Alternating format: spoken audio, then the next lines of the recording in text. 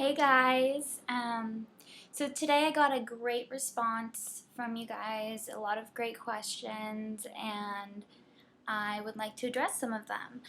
Um, I think the first thing that I'd like to address is my relationships with friends and family and what it's like today. Part of getting sober is understanding and realizing that not everybody's going to get better with you. And though that's very difficult to accept, it's just the name of the game. It's just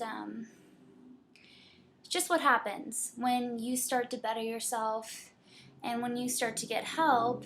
Um, Oftentimes people aren't willing to grow and get help themselves. So, um, you know, a lot of my friendships have changed. I obviously don't have contact with anybody that I used to use or party with, um, and that I feel are addicts and alcoholics who are still active in their disease.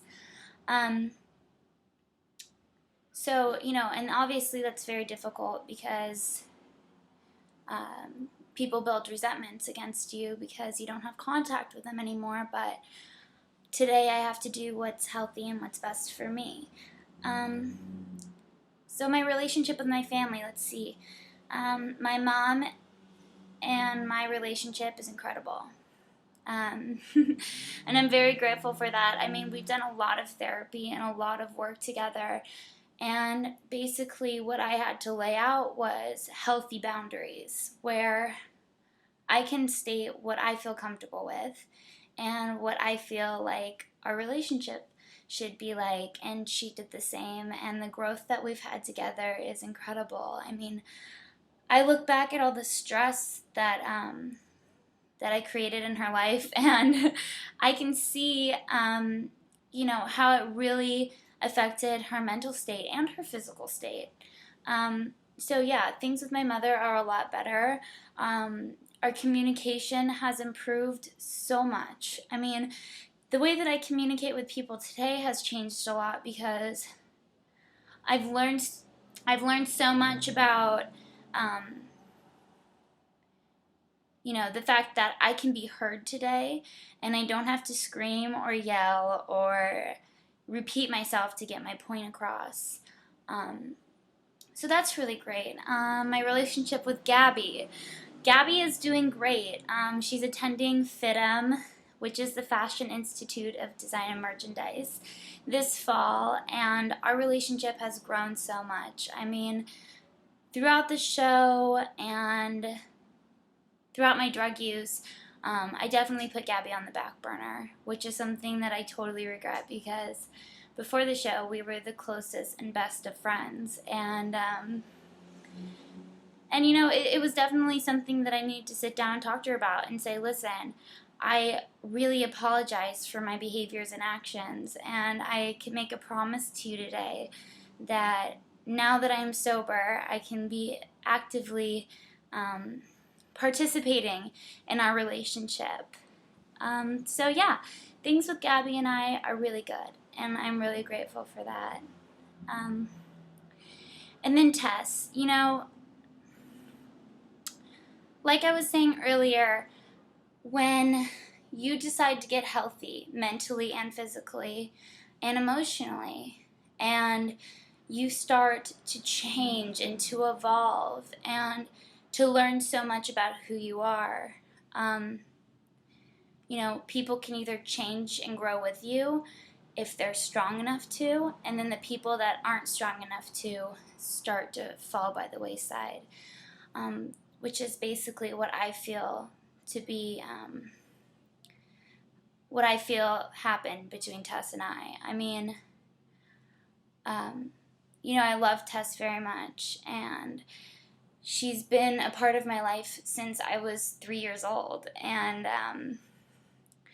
I've taken care of her so many times, and I've gone to therapy with her, and just recently we were in treatment together, and I'm not going to disclose why she left treatment or why she had to leave treatment, But I will say this, is that it's so difficult to be sober. It really is. And it's very difficult to stay sober because when you're sober, and in order to stay sober, you have to address so many issues and really get honest. And honesty is hard. To live in a place of integrity and being honest in all of your affairs is very difficult, and some people are incapable of being honest. And that's what I feel like happened to Tess, is that, I was growing and becoming honest, and I knew that this was my time for change. And it's not that change will never happen. With her, it's just that I can't force her to get sober.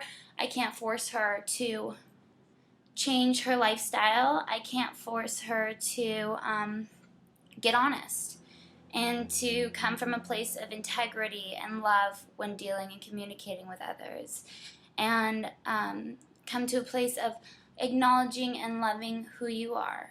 And I can't force her to do that.